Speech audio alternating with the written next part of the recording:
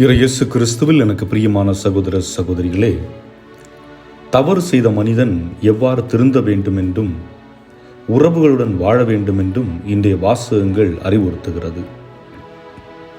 ஒரு தந்தையின் 2 பிள்ளைகளில் இளையவர் தன்னலத்தை முதன்மையாக கொண்டு அவர் தந்தையிடம் சொத்தை பிரித்து கேட்கிறார். சொத்தை பிரி என்று கேட்பதே என்னை தனித்து விடு, நான் உங்களோடு இருக்க விரும்பவில்லை என்று பொருள்.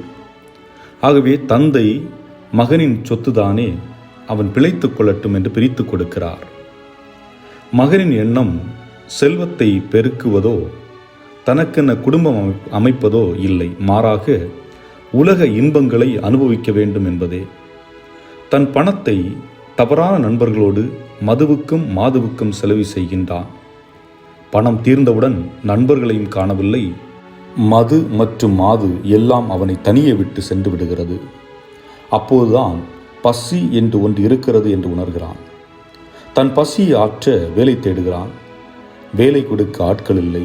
இறுதியாக பன்றியை கவனிக்கும் பணி கிடைக்கிறது. அவன் பசியை ஆற்ற அவனால் இயலவில்லை. பன்றியின் உணவை உண்கிறான்.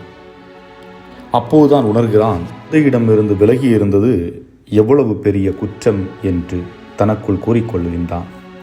தன் தந்தையிடம் வேலை செய்பவர்களுக்கு 3 நேரம் உணவு கிடைக்கிறது. இங்கு நானோ ஒருவேளை உணவுக்கு திண்டாடுகிறேன். நான் என் தவறை புரிந்து கொண்டேன். என் தந்தையோடு இருப்பதுதான் எனக்கு பாதுகாப்பு என்று உணர்ந்து புறப்படுகிறான்.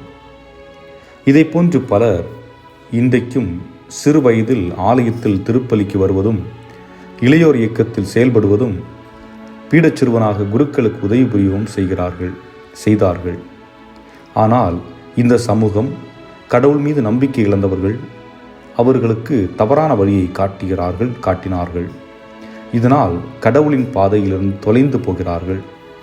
ஆலயம் வருவதை நிறுத்துகிறார்கள். மீண்டும் வளர்ந்த பிறகு அதில் சிலர் இறைவனை நோக்கி மீண்டும் வருகின்றார்கள். இன்னும் சிலர் தினமும் ஆலயம் வருவார்கள், திருப்பலியில் பங்கெடுப்பார்கள். ஆனால் கடவுளின் குணத்தை அவர்கள் அறிந்து கொள்வதில்லை.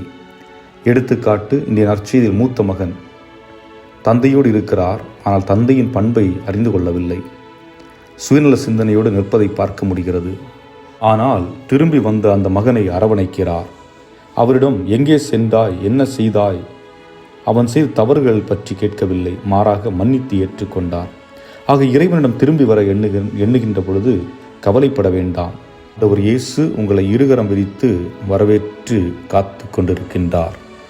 இறைவன் உங்களை நிறைவாக ஆசீர்வதிப்பாராக. ஆமென்.